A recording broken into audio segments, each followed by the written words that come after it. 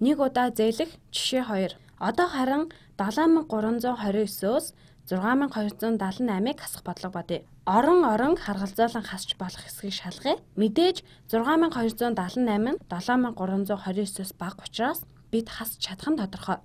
Нэгжийн оронгоо харвал 9-өөс 8-ыг хасах юм байна. Энэ бол ойлгомжтой. Зээлэхгүйгээр шууд хасч болно тийм ээ. Энэ чинь нэг гарна штэ. Нэгж маань нэг гарлаа. Нэгжийн орон дээр нэг гэж чинь. Дараа нь 10-ын орон руу шилжиж хэдүүлээ 7-ог 2-оос хасгана. Үнэн дээр энэ бол 70 гэсэн үг. Харин энэ бол 20-ыг илэрхийлж байгаа. Гэтэл энд хэдүүлээ гацаанд орчихлоо. Тэгэхээр бид дахин бүлэглэх буюу зээлэх хэрэгтэй боллоо. Юу хийж байгаагаа ойлгох үүднээс эдгээр тоог ахаад бичээлтэй 7329-ыг оронгоор задлал 7000 гэсэн үг. Нэмэх нь 300. Энэ 100-ийн оронд байгаа 3 нь 300 гэлтгэж байгаа. 1000-ийн оронд байгаа 7 маань 7000. 100-ийн оронд байгаа 3 маань 300 гэсэн үг. 10-ийн оронд байгаа 2 нь 2 10-т буюу 20. Тэгээд нэгжийн оронд байгаа 9 маань 9 хэвээрээ байна. Энэ бол 7329-ыг өөр аргаар бичиж байгаа хэрэг. За, хасагчийн маань 1000-ийн оронд 6 байна. Тэгэхээр энэ нь 6000 гэсэн үг. Бид 6000-ыг хаснаа. Энд 100-ийн оронд 2 байна. Анхаараарай. Бид энэ бүх тоог хасах гэж байгаа. Тиймээс хасах нь 200. Тэгээд хасах нь 10-ийн оронд 7 байна.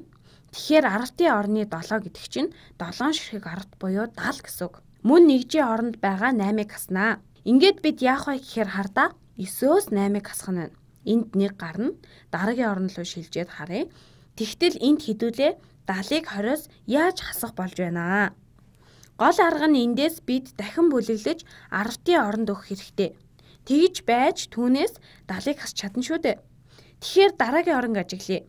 Бүгдөө 300-аас 100-г нь авчхаж болох нь байна шүү дээ. Энэ 300-аас 100-г нь авчихвал энд 200 болно. Тэгээд нөгөө авсан 100-гаа 10-ийн оронд өгнө. Тэгэхээр энэ маань 120 болж байна. 200 дээр 120 чинь 320 болж байгааз. Сайн хараарай. 300 дээр нэмэх нь 20 нь 320. Тэгэхээр хасагдагч маань өөрчлөгдөөгүй хэвээрээ байгааз. Бид зөвхөн оронгоор задлсан задаргааг л өөрчилсөн хэрэг. Оронгоор задлсан задаргааг энэ сүүлийнхтэй нь харьцуулан харвал энд үнэхээр дахин бүлэглэж байна гэдг нь харагдаж байна. Тэгэхээр дахин бүлэглэнэ гэж яг ямар үйл хийгдээд байгаа нь тодорхой болж байна. Гэтэл нөгөө талаас ажиглавал бид 3-аас 1-ийг зээлж өгнө гэсэн үг. Уг нь бол 300 л та. Тэгээд 100-г нь авч байгаа юм. Тэгэхээр энд 2 болж харин авсан 1-ийг 10-ийн оронд шилжүүлэн өгнө. Ингээд энэ 12 болно.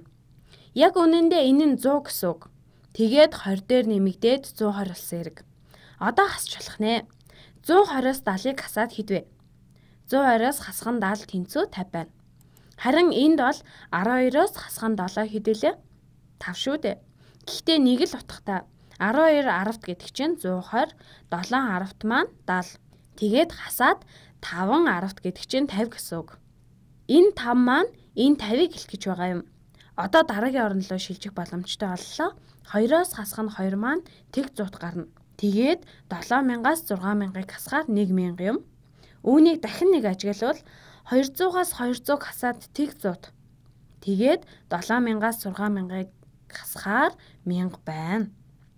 Тэгэхээр хасаад гарсан хариу маань 1000 дээр нэмэх нь тэг, нэмэх нь 50, нэмэх нь 1 буюу 1051 гэж гарна. Энэ бүхнийг тоо бодох болгондоо бичих албагүй л те.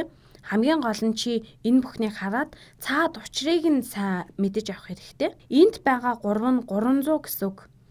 Энэ 2 нь 20 гэсэн үг. Тэгээд 300-аас 100-г нь аваад энд 100-ийн орон дээр 2 гэж бичиж байгаа гэдгийг үргэлж тунгаан бодож байх хэрэгтэй.